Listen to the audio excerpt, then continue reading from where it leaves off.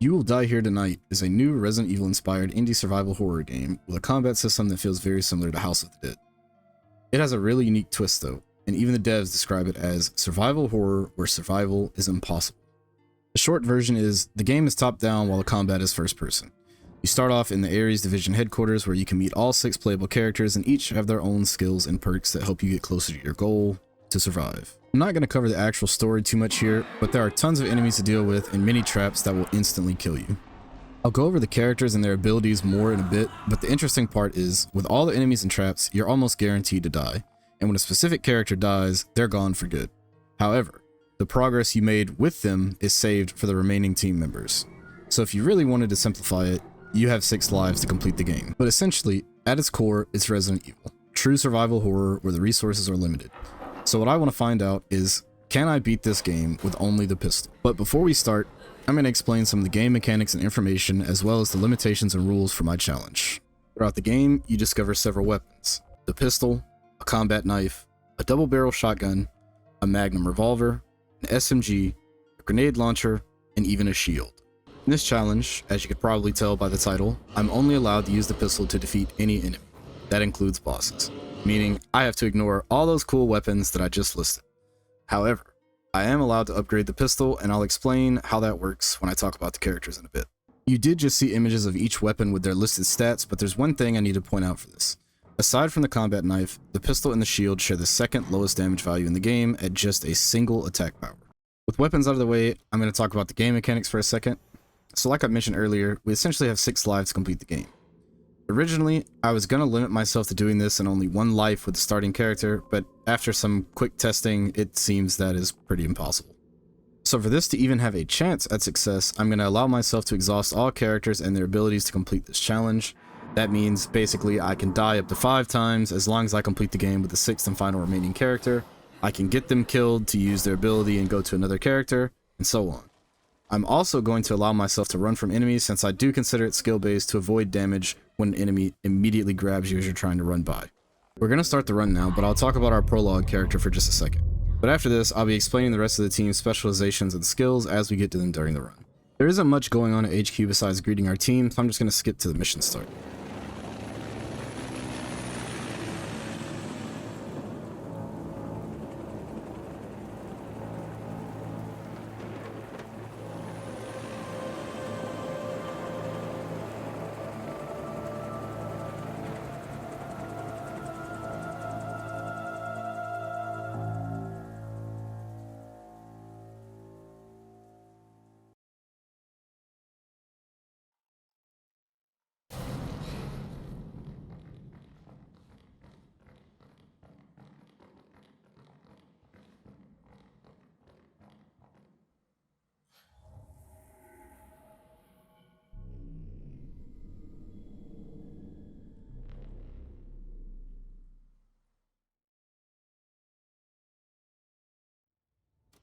This is Ashley Kowalski, whose specialization is support and medical. With the right supplies, she can create a surplus of medkits for herself and the team. Her additional hidden perks are that she has 4 medical item slots, and she is tied with Dr. Olson as the fastest or second fastest character. I couldn't be bothered to time sprinting with both, so that's what we're going to go with for now. So after we snap out of whatever type of psychological damage that lamp did to us, we find this strange note left on a table. While reading it, we hear a gunshot come from the dining room, so of course we're off to investigate. Sadly, no matter how fast I am, we can't get here in time to save our target. After inspecting his corpse, we collect our first key item, and then we hear someone knocking on the door nearby. And fortunately, it was not one of our team members. We dispatch our first enemy with 2 bullets and proceed outside. It just wouldn't be a zombie game if the first dead body we came across didn't reanimate, so of course, we now have to follow the blood trail left behind. Not long after re-entering the lobby, Dr. Olson calls us and says to meet her in the secret lab in the basement. So we head over to the east wing and encounter our second enemy. Jeffrey is a stronger named enemy, so he takes quite a few more bullets to deal with.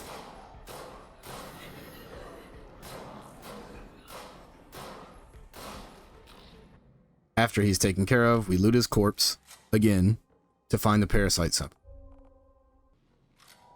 We run north down the hall to enter a closet and find our third enemy. He dies quickly and we collect another book needed to enter the basement. I missed a book in the tea room, so I went back for it. With all 3 books in our inventory, we head over to the library to put them back where they belong, and to our surprise, after doing this, a hidden ladder is revealed, leading us to the basement.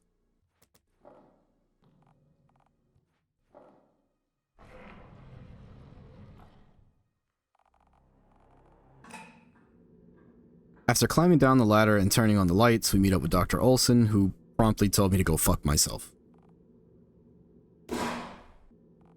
We're now playing as Dr. Olson and suddenly taking orders from our computer wife, Karen. First, we're instructed to grab the parasite sample from Ashley and put it in the fabricator. It then gets turned into an IV bag, which we can use to heal ourselves later, and then shortly after, the computer issues us with the task of restoring the power to the basement. We're now further into the basement and discover that the furnace is, of course, missing a valve. We continue forward to see that someone is playing tricks and blows out the candles, leaving us surrounded in the dark. With Dr. Olson dying here, we're finally out of the prologue and get to start the actual run now. I've gone ahead and skipped the Ares HQ section since it's basically the exact same as before, except Dr. Olson remembers what happened. Speaking of Dr. Olson, I'll briefly talk about her. She specializes in neurobiology, which, from what I can tell, her specialization doesn't do anything aside from her role in the prologue where she turns the parasite sample into an IV bag. So now we're back where we just died, except this time she remembers, and of course this time we have the chance to fight the enemy, but with only 10 bullets I decide to run away instead. I'll explain why this matters in just a second. Basically, all resources are shared between all 6 team members, meaning if I pick up all the ammo on this character and she dies, the ammo is now on her corpse, or at least it's supposed to be. See, I had this great idea to just collect everything in the basement and eventually get Dr. Olson killed so I could swap to Eric, upgrade my pistol, and continue the game that way. And I did try this before the run. I'm not sure if it was just bugged, but after dying, Dr. Olson's body was nowhere to be found, which caused me to lose about 99 pistol ammo. And losing that much ammo, this challenge just seemed impossible with no more loot to pick up. Anyways, we make our way through the dungeon still trying to find the valve handle. I'm intentionally avoiding combat and not picking up any items since I know they will be wasted once I swap characters. We go ahead and collect the pistol tuning kit after this trap room. Eventually we come into a room with 3 Iron Maidens and a lever. You're supposed to find the hint to the padlock a few rooms over, but since this is probably my 15th time completing the game, I know all the puzzle combinations. You do still have to pay attention during the little mini game because it does change every playthrough. However, the real challenge here is actually trying not to pick up my phone and scroll through Twitter every time I'm not actually playing the game. After leaving this room and returning up the stairs, we're met with another trap. Typical giant rolling boulder. I purposely turned Dr. Olson into a pancake so I can swap to Eric and come back and collect all the ammo, and I also wanted to upgrade my pistol as early as possible. Now that we've started playing Eric, I'll explain his character a little bit. Basically, he's a weapons expert. You can collect these weapon tuning kits throughout the game and come back to the workbench with Eric to make your weapon stronger. Additionally, he's better at escaping grabs and has better weapon handling. He also is really fucking slow, with Sergeant Rodriguez being the only character that is slower than him. Because of the progression system I mentioned earlier in the video, we still have the valve handle that we can use to open new rooms and turn on the furnace. I'm also taking him back through the cum dungeon to pick up all the ammo and medkits I left behind, so see you guys in a few hours when I actually get back here with this slow fuck. Alright, so we're finally back here, and now we can go open the new door on the right and start heading towards the actual generator so we can finally turn on the fucking power and get our next task from our sentient computer overlord. Meanwhile, I'm still trying to loot as much ammo as I can. We quickly deal with Alfred here, but I remembered there are some mandatory enemies coming up, so I should start saving ammo instead. I run away from this guy, and the generator room is only a couple doors away now. So, now that we're in the generator room, we attempt to power it on, but of course, there's a problem. This room also has 3 maids waiting for me, but fortunately they only come for me once I start fixing the steam pipes. I also have a newfound favorite quote from Eric here. We fix the first part of the screaming wall and move on to the second one, but we're greeted by the first maid down here right now.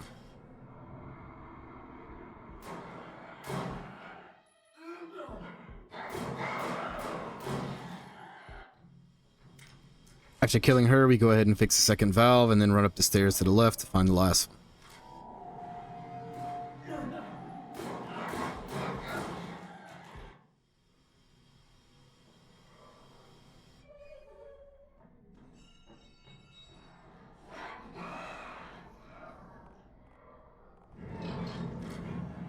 Guess I was lucky to get 4 maids with me in the generator room, but since we don't really need to kill this one, I just keep running away to reach our newly powered on exit.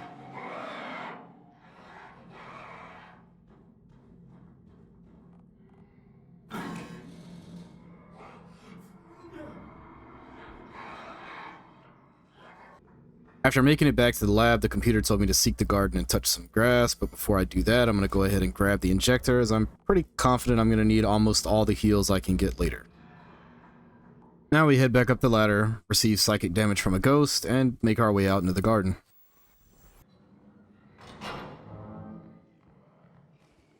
I tried to run past these enemies because normally you can with any faster character, but Eric is so slow I'm pretty sure both of them grabbed him at the same time. I do pick up the shrooms as well, since that's one of the 3 ingredients Ashley will need later to make some medkits. We're greeted by a ghost child, and then we make our way into the art gallery to collect the bumblebee brooch. This puzzle doesn't change, so again, we know the correct sequence of buttons to press and avoid getting crushed by a spring-loaded wall.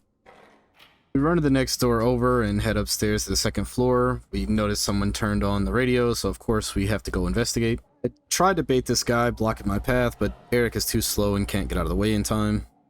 In the next room across the hall, I find the red herb, that being the 2nd of 3 ingredients we need for Ashley. I smashed this vase for some pistol ammo and came to the sudden and unfortunate realization that you can only have 99 bullets in reserve. So I turn off the annoying ass record player and take out my frustrations on this mass-made boss fight. There's honestly no telling how much ammo I wasted before getting here, and I was certain I would have needed it for the 6 major bosses in the game. But I noticed something here that I never paid attention to in all of my previous gameplay. You notice it? That little symbol in the bottom right? Exactly where my ammo count is normally? Yeah, that's infinite ammo. Why is my ammo infinite, you're probably wondering? Well, apparently, in this game, during all boss fights, which are all the named enemies, your pistol has unlimited ammo. You're probably thinking this is a good thing. Well, it is. But it also means I wasted like 2 hours of previous attempts because I thought I lost too much ammo to deal with the bosses at the end of the game. You may also be thinking that this makes the challenge pointless now without needing to manage my ammo, but you'll see really soon that isn't the case. I still have to make it through the several bosses with my 5 remaining characters. Anyways, we collect our mask and take it back to the room with the angel statue, quickly solve the puzzle, and collect our key that lets us open up almost every other door in the rest of the mansion. I'm still trying to avoid using ammo on these zombies even though I know it's pointless by now, but regardless, I'm making my way to the room with the wooden butterfly since this is pretty much one of the last things we need to collect. I skipped over killing the 2 grunt enemies because it really doesn't matter anymore. I made Eric waddle up to the fake brooch and pocket it, and now all we have to do is head across the main lobby to the real butterfly brooch.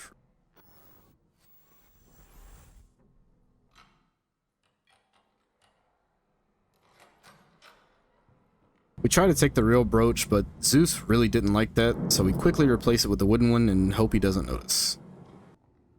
With both brooches in our pocket, we come to the big double doors on the 3rd floor, which will now open. So now, the real fun of this challenge starts.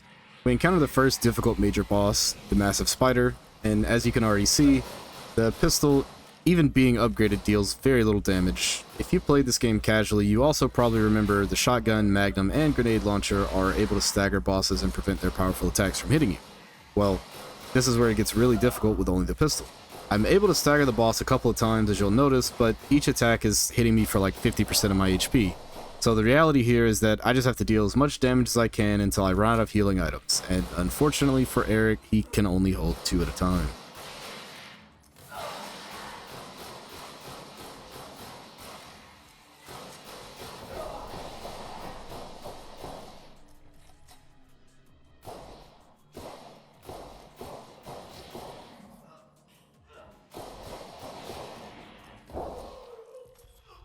During that fight, I fired a total of 87 times. The infinite ammo is absolutely necessary to even complete the game with a pistol only when you consider that a max stack of reserve ammo is 99 and all the ammo is already gone for the next character.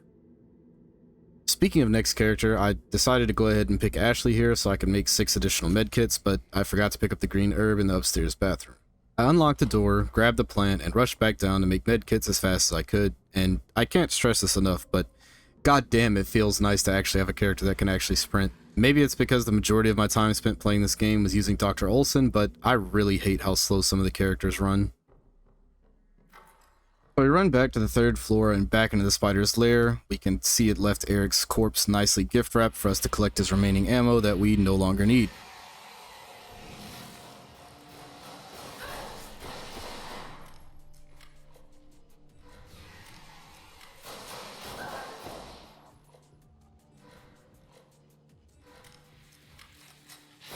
Also, Ashley is the weakest character in terms of HP, I'm pretty sure, but fortunately, her 4 medkit slots allow her to survive just enough hits to finish off phase 1 of the massive spider.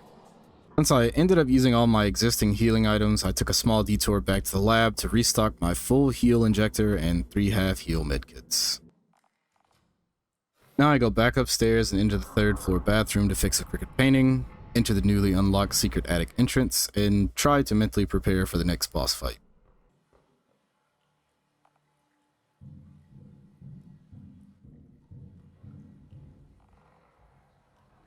I don't actually know if this boss is a different spider or not. Its name is now Attic Spider and not Massive Spider, but they look exactly the same to me at least.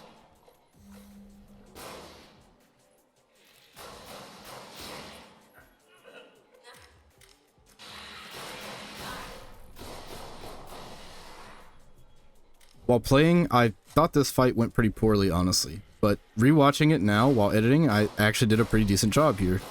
I got really lucky with a very clutch heal where I was maybe a second away from death, and while Ashley might be squishy, her 4 healing items really make up for it if you can manage your health during combat. I also ended up dealing about 50% of the spider's health with 1 character, so good enough by me. Now we're down to our last 3 characters, and things are starting to look really sketchy for this challenge. I have the rest of this spider to deal with, a whole other spider with a full health bar, and 3 more bosses at the very end of the game to defeat still. We're currently taking Sergeant Rodriguez back to the 3rd floor bathroom to pick up that full heal kit I left earlier, and then making our way back to the boss fight.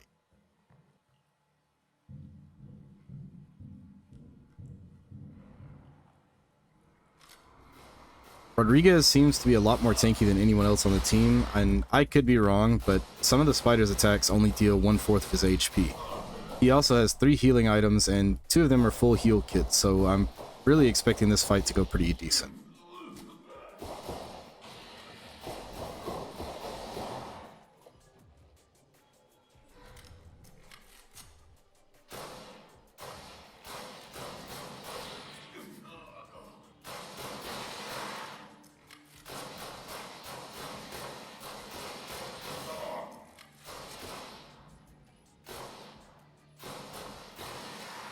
Finish off the spider's 2nd phase, and she sends out some of her disgusting spawn that we have to deal with now. They only take 1 pistol shot each, so it's not really a problem, but if you're not careful, one could easily sneak up on you from behind and cause you to take some unnecessary damage. We have 2 healing items left at this point, and with our character being a little extra tanky, I was pretty confident we could almost kill this spider completely. But I guess I had some bad RNG and her attack patterns dealt damage back to back, so I needed to use my heals more quickly than I wanted.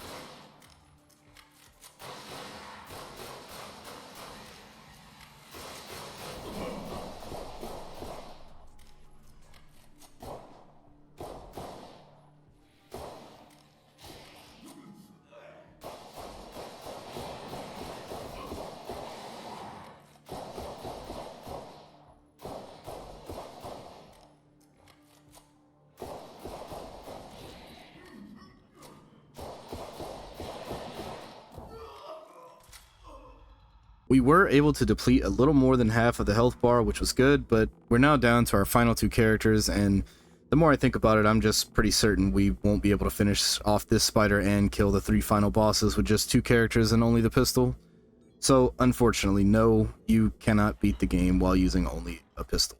However, I came this far and I still wanted to at least try and complete the game using a pistol, so I decided that while it's not exactly the same, the SMG does share the same ammo as the pistol. So I can sacrifice Mike Kelly to get the SMG and have one final chance to beat the game with only a pistol.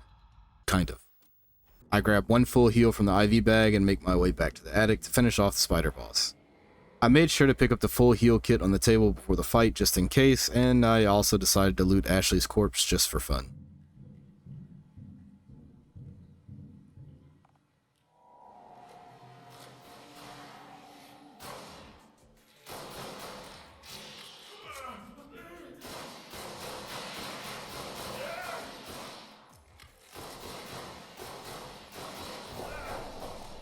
I tried to finish off the spider with the pistol instead of the SMG, and I'm pretty certain I could have, but it could have potentially cost me some valuable healing items to do that, so I just decided not to be safe.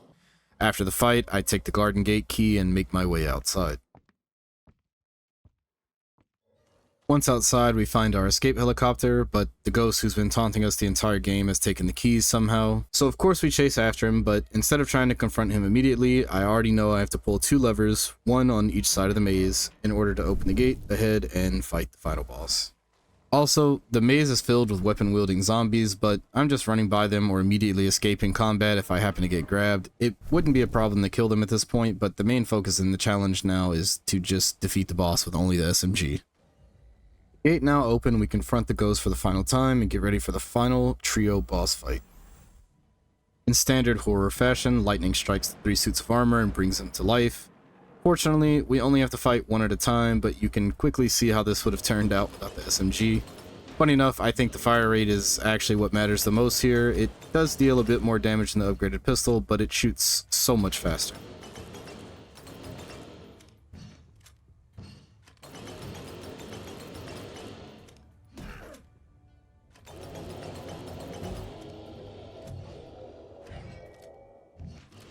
With the Hammer Knight taken out, the Sword Knight is next, and in my opinion, he is the most deadly.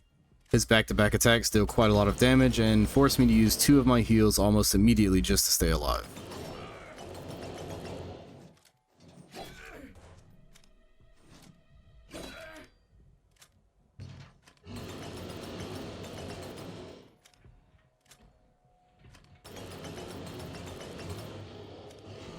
After killing the Sword Knight, I have 1 full heal left, and as long as the Axe Knight doesn't spam attacks, I should be able to finish this fight.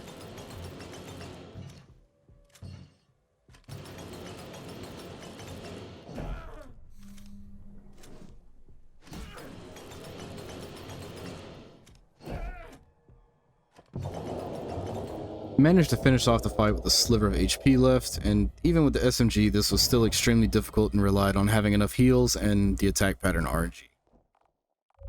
We now collect our key and make our way back to the chopper near the garden entrance. We finally escaped. Or so it seemed. In the end, it's pretty unfortunate that we couldn't beat the game with only the pistol, but I'll settle for the next closest thing. But yeah, thanks for watching. If you want to see more content like this happen live, come by at twitch.tv/yamajugo. I'm usually doing speedruns, challenge runs, or casually playing other horror games over there. My schedule is pretty random right now, but when I'm grinding a speedrun or a challenge, I'll probably be there daily.